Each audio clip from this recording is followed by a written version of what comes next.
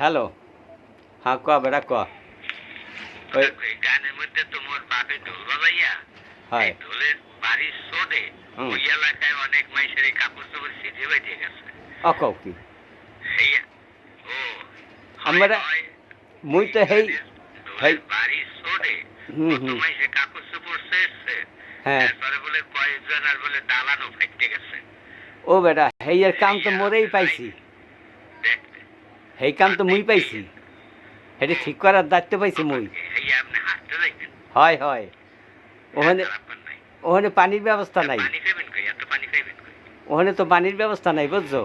এখন চিন্তা করছি কি ওই একটা বড় মই বানাইয়া ওই ম্যাগ এগোনে পানি আনমু, পানি আইন না এই যেই যেই দালানগুলা ফাটছে বুঝছো, সেই ফাটার মধ্যে চুন দিয়া সেই চুন আর সোডা সেই একখানে করে মিলাইয়া সেই ফাটার মধ্যে হান্দাইয়া দিয়া সেই দালানগুলা ফাড়াগুলা ঠিক করমু।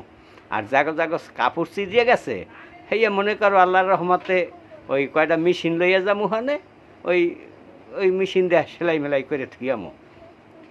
ওই মেশিন অর্ডার দিছি, চায়নায় অর্ডার দিছি, এখন চায়নায় করতে যদি দায়িত্ব দেরি হইতে জাপানে কোনে কয়টা লইয়ামু ওই সিরা বিরা কাপড় কয়টা সেলাইতে। ওই লইয়া মনে করো যে টেনশন করবো না। ওই টেন্ডারটা পাইছি মুই, এখন মোরে যদি ওই সরকার কোনো পুরস্কার মুস্কার দেয় ওই ম্যাগনে পানি গুনবি আইন একটা ঠিকঠাক করবো। তা রাহি বাজান, রাহি, আল্লাহ হাফেজ।